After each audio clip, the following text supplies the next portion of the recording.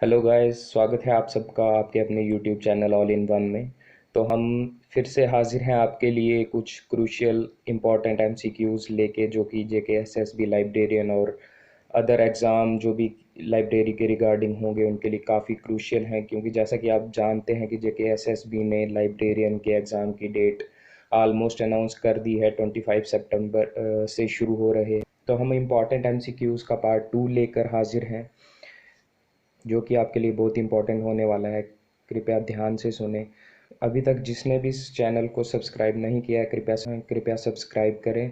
और हम आपके लिए नई नई वीडियोस लेके आते रहेंगे, जो कि आपके लिए काफ़ी बेनिफिशियल होंगी। तो स्टार्ट करते हैं। पहला एमसीक्यू, साइंस डायरेक्ट जो कि एक डेटाबेस है, किसने डेवलप किया है?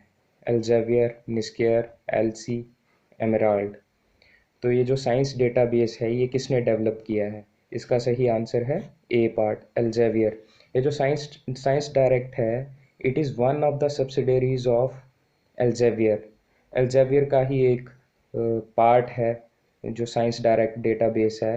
ये वर्ल्ड लार्जेस्ट साइंटिफिक पब्लिशर है। It is operated by Anglo Dutch publisher. ये जो एल्जेवियर है ये एक एंग्लो डच पब्लिशर है। इट वाज लॉन्च्ड इन मार्च 1997। ये जो बाद में एडिशनल इंफॉर्मेशन दूंगा ये भी काफ़ी इंपॉर्टेंट होगी आपके लिए। तो इसको याद रखें कि ये लॉन्च किया गया था मार्च 1997 में। अब आ गया NPTEL began its phase 2 in. अब देखना है कि NPTEL है क्या। National programme on technology enhanced learning. इसने अपना सेकेंड फेज़ कब शुरू किया? 7 में, 8 में, 9 में, 14 में। तो इसने अपना सेकेंड फेज़ शुरू किया था 2009 में, जो कि 2014 तक चला। National programme on technological enhanced learning NPTEL is a project of MHRD initiative.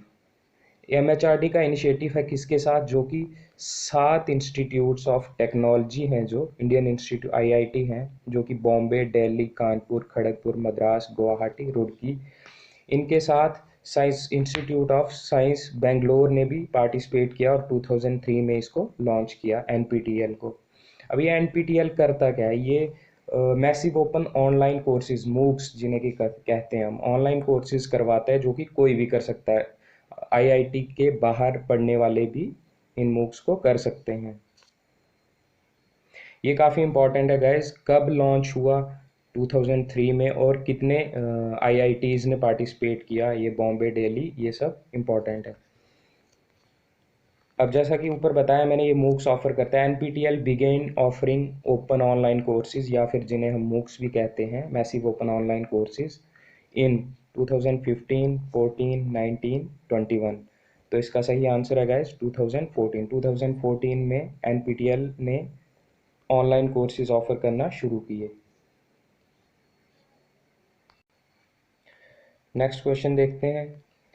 Core programmes of IFLA. IFLA के जो 2 कोर प्रोग्राम्स हैं वो कौन कौन से हैं? UAP, PGI, UBC, both A and C। तो इसका सही आंसर आएगा guys both A and C। UAP universal availability of publications, PGI general information programme, ये तो यूनेस्को का है। और UBC यूनिवर्सल बिब्लियोग्राफिक कंट्रोल। तो इसका सही आंसर आएगा D, both A and C। अब ये जो यूनिवर्सल बिब्लियोग्राफिक कंट्रोल है, ये 1973 में इफ्ला ने जनरल कॉन्फ्रेंस में इसको कोर प्रोग्राम बनाया था। फिफ्थ क्वेश्चन आ गया, in which year RLG merged with OCLC। अब ये RLG क्या है? ये रिसर्च लाइब्रेरीज ग्रुप है। इसने OCLC online computer library centre, इसके साथ मर्ज कब हुआ? ये 2005, 6, 7, 8। तो ये हुआ था 2006 में, जुलाई 2006 में RLG merge with OCLC। Next question आ गया हमारे पास NKRC। ये भी इंपॉर्टेंट है guys. National knowledge resource consortium, implemented by. ये किसने इम्प्लीमेंट किया? निस्केयर ने, निसात ने, ILA ने, आइसलिक ने। तो इसका सही आंसर होगा निस्केयर। निस्केयर का बहुत ही बड़ा योगदान है। योग की अभी एक और अमेंडमेंट हुई है निस्केयर के रिगार्डिंग, वो आपको नेक्स्ट वीडियो में बताएंगे पूरे फुल डिटेल्स के साथ। तो NKRC इम्प्लीमेंट किसने किया? निस्केयर ने।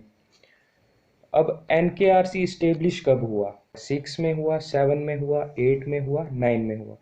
तो ये हमें याद रखना है गाइस, 2009 में NKRC इस्टेब्लिश हुआ।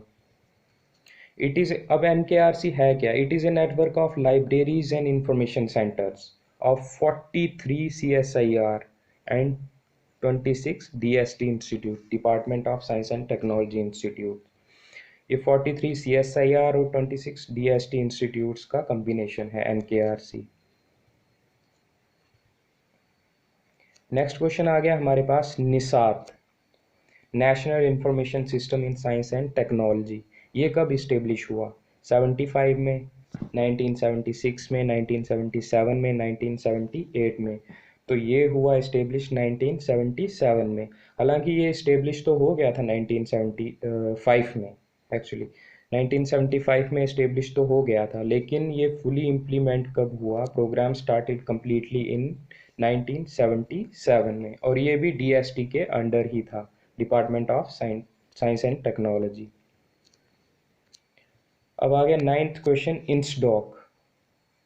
इंस्डॉक started providing SDI services in. अब इंस्डॉक ने SDI सर्विसेज कब प्रोवाइड करना शुरू की?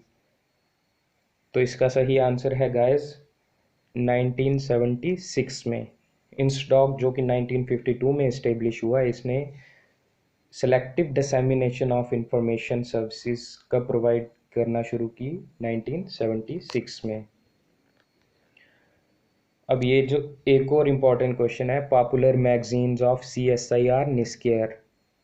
अब CSIR निस्केयर जो है, इसकी पॉपुलर मैगजीन कौन सी है इनमें से? Science reporter, NISCAIR newsletter, magazine CSIR, none of the above. तो इसका सही आंसर है साइंस रिपोर्टर।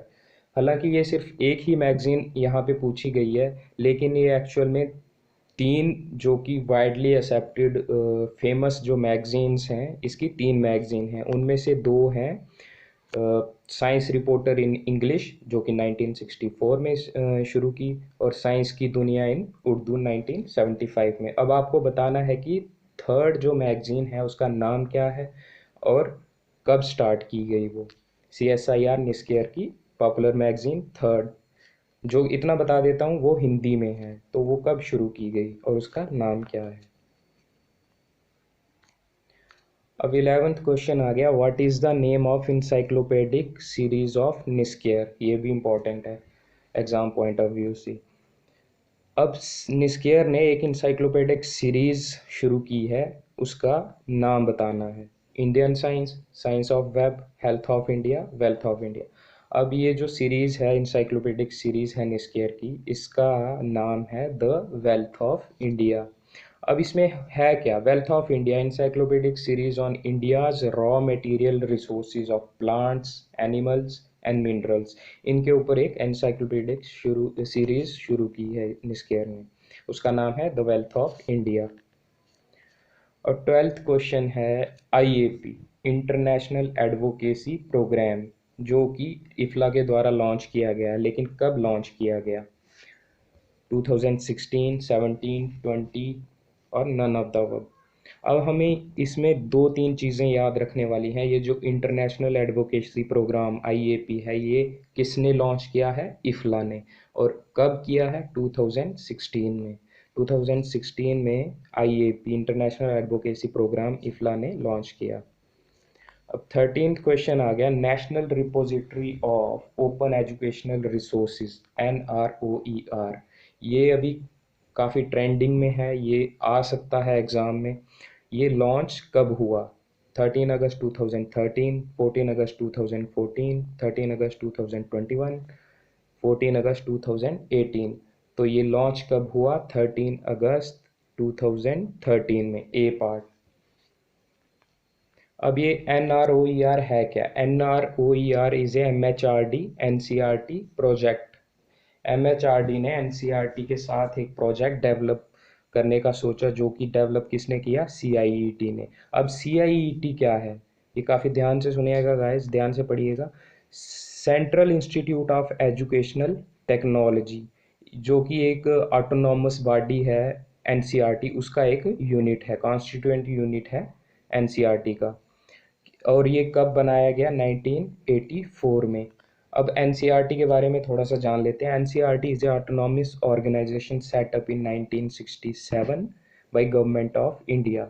अब किस लिए किया गया? ताकि ये थोड़ा एडवाइस कर सके, थोड़ा असिस्ट कर सके सेंट्रल और स्टेट गवर्नमेंट के जो स्कूल की पॉलिसीज़ और प्रोग्राम्स बनाते हैं, quality improvement of education, school education, उसके लिए एनसीईआरटी का गठन किया गया।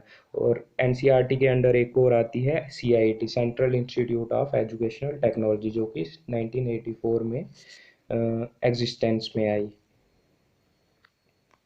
और 14th क्वेश्चन है, RFID tags has more memory capacity of.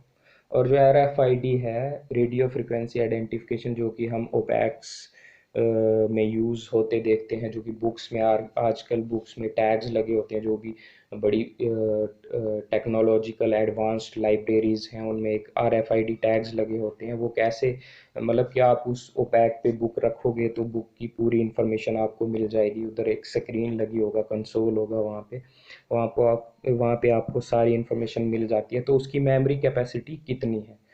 वो जो बुक के एक कवर में होती है, वहाँ पे होती है जो RFID टैग। तो उसकी मेमोरी कैपेसिटी पूछा है कितनी होती है? 2 KB, 2 MB, 3 KB, 3 MB। तो इसका सही आंसर है गाइस 2 KB। अब 15th क्वेश्चन है, ये भी एक बहुत ही इंपॉर्टेंट क्वेश्चन है, ये थोड़ा कंफ्यूजिंग क्वेश्चन है। ई पाठशाला इज एन इनिशिएटिव ऑफ। अब ये ई पाठशाला है जो किसका इनिशिएटिव है? MHRD NCERT, MHRD NMEICT, NCERT CIET, MHRD CIET। अब ये थोड़ा रिजेंबल करता है EPG पाठशाला से। तो आपको ये बताना है आंसर्स में, कमेंट्स में कि ई पाठशाला, इसका तो बताना ही है किसका इनिशिएटिव है इन चारों में से। और साथ ही में बताना है कि EPG पाठशाला किसका इनिशिएटिव है। तो गाइस, वीडियो को लाइक करें, शेयर करें, सब्सक्राइब करें और कमेंट्स में बताएं कि आपको किस टॉपिक्स पे वीडियो चाहिए, ताकि हम आपके लिए वीडियोस लाते रहें। और सब्सक्राइब करना बिल्कुल भी ना भूलें। तो आज के लिए इतना ही। नमस्कार।